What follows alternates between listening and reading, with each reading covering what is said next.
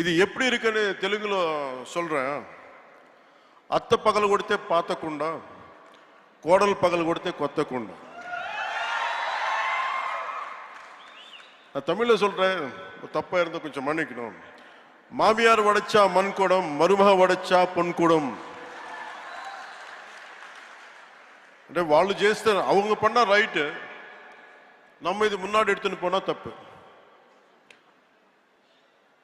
So ஒரே நாடு ஒரே தேர்தல் இந்தியாவுக்கு புதுசில்லை, நம்ம தமிழ்நாட்டுக்கும் புதுசில்லை.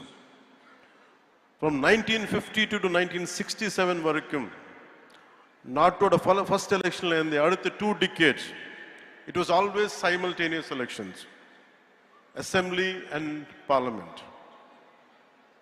When the cycle was broken, simultaneous இருக்கணும்னு இன்சிஸ்ட் பண்ணது வேற யாரோ இல்லை, அன்னைக்கு சீஃப் மினிஸ்டர் கலைஞர் கருணாநிதி அவர்கள். And he is the one who insisted. He is the one who wanted this to happen. And today the sad part is they are opposing it. One election is not an untested theory, but rather a return to a system that our country successfully implemented in its formative years. This was when we just got freedom. In the most difficult early decades, our Bharat, Namma Nat, demonstrated a remarkable unity, irrespective of parties, and administrative capability by holding largely a synchronized elections for nearly 2 decades.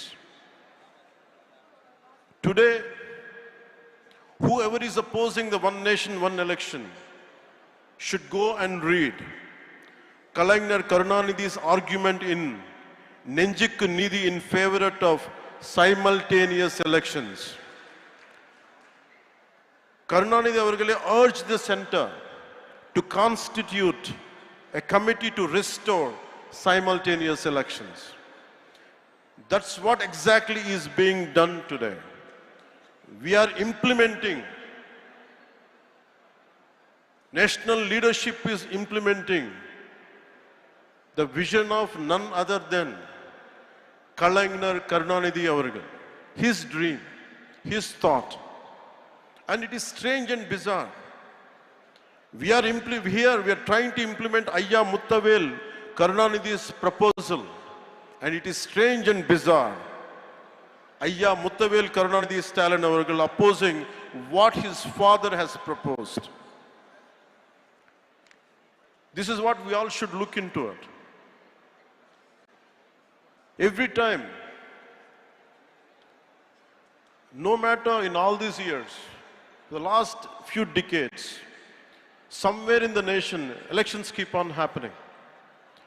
We are losing focus, we are losing mandates, greatest wastage of expenditure, constantly big brick batting, constantly mudslinging from different political parties onto each other.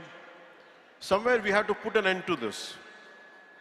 One election is over, suddenly one more election comes. And we are getting tired of just because of looking at it. But the problem is about the development is taking a back seat. So I'll share a few examples to you. If young and resource-constrained India could achieve a system akin to one nation, one election for nearly 2 decades after independence, then what is preventing a strong, a prosperous and technologically advanced Bharat from implementing the same now? What obstacles stand in the way of embracing a system that promises greater stability, reduced expenditure, and a more focused approach to governance? Allowing our leaders to dedicate more time, they can dedicate themselves to fully to the progress and prosperity of our every citizen. Consider a common scenario that happens in most of our states. Let us say an assembly election is held in a year.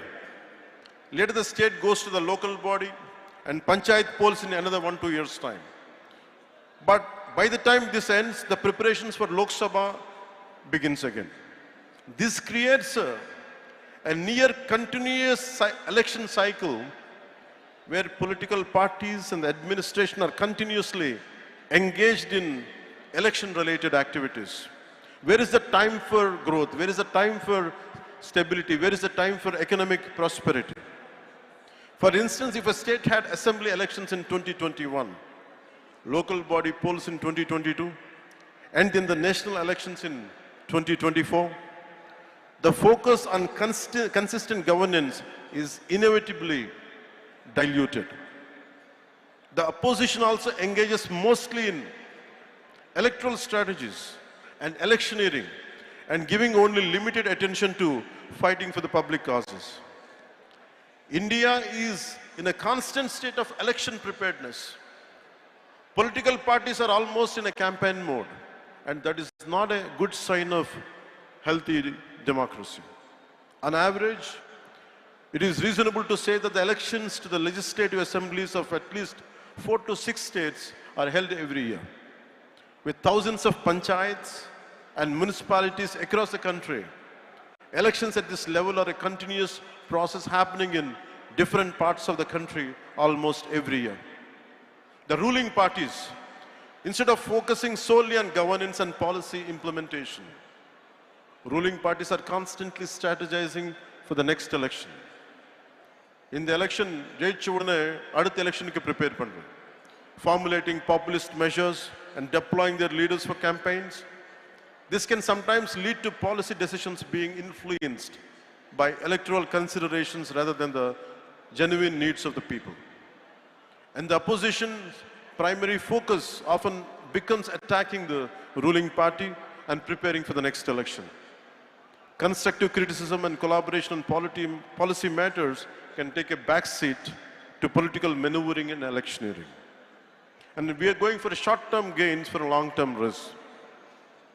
And diversion of valuable government resources. Besides time and cost, election means for a huge administrative machinery and logistics, a large number of government employees, including civil servants, police personnel and teachers are involved in election duty, diverting from their regular duties, maintaining law and order, requires additional security forces, and including army. We have become the most expensive democracy in the world. 2024 Indian general elections have emerged as one of the most expensive exercises globally. According to the estimates by the Center for Media Studies, the election cost approximately 16.3 billion, surpassing the roughly 15.9 billion spent on 2024 US presidential election. Furthermore, we consider the cumulative cost of state assembly, municipal and panchayat elections.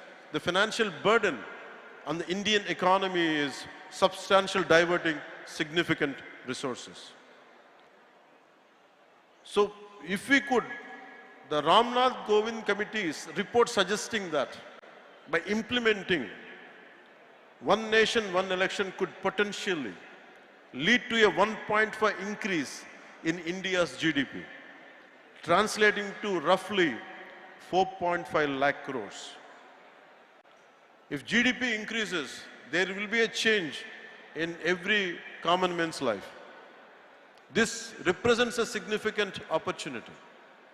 This amount could be utilized to create vital infrastructure, build highways, invest in healthcare, education, raise the standard of living for millions of our countrymen. This potential economic gain highlights the urgent need to revisit one nation, one election and reclaim the sources we have been losing for decades. Opposition solitary irupanga. This would challenge the regional parties' leadership. This would harm the federal structure. And I give a very right example for this. Where I come from, Andhra Pradesh, there is always simultaneous elections. In between were 10 varshathilla, but in between after that, from post-freedom till date, we have simultaneous elections apart from few 1 or 2 decades. Till recently, till the last elections, we had parliament and we had assembly. Nothing has changed. There were times national parties had lost, and it's more, the recognition is more for regional parties. There were times Congress had lost, TRS came in Telangana. There were times BJP had lost, and Telugu Desam or some other parties came. It's always, so there is no strength in this argument. It doesn't hold any water.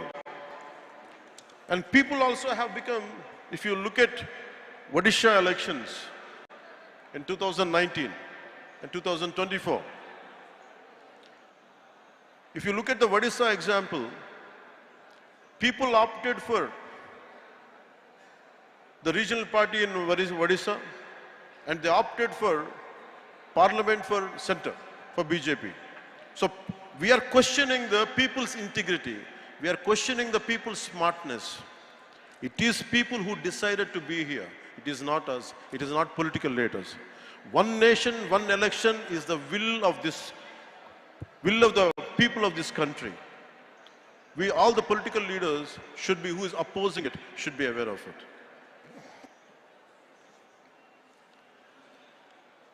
DMK and India Alliance and their partners argue one nation, one election is anti-federalism. If it is really so, why did Kalaignar Karunanidhi Avargal has supported it, whom they look upon him as a fighter for federal rights, and he did not see it as an anti-federalism? They agree that the simultaneous poll will benefit national parties, not regional parties. And I have told you the examples. In Odisha it was different. In Telangana it was different. And BJP didn't gain there. So that argument doesn't hold any water. I only request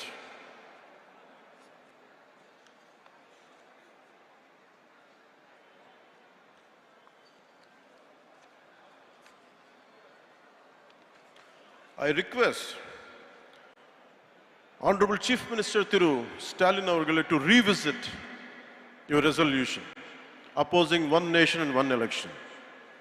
I request you to consider its potential to strengthen India's democratic framework by enhancing the efficiency of governance, optimizing resource allocation, and fostering national cohesion.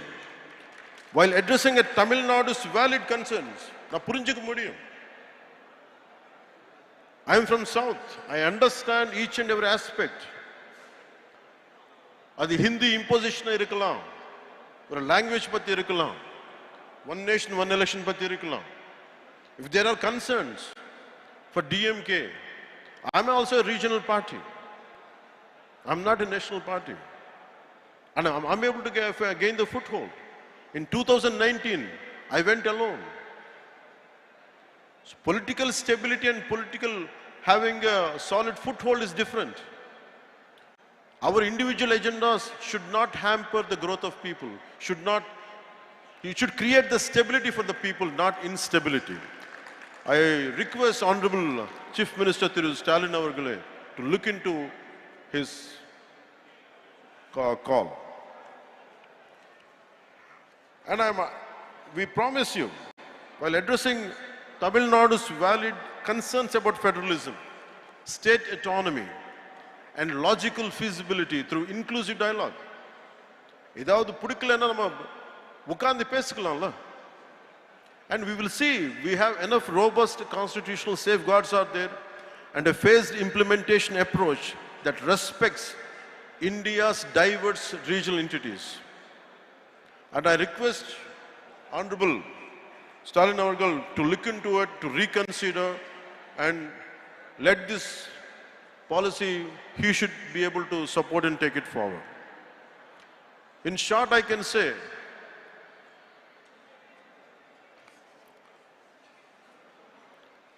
ஒரே நாடு ஒரே தேர்தல் இது அரசியல் சீர்திருத்தம் மட்டும் இல்ல, இது ஒரு பொருளாதார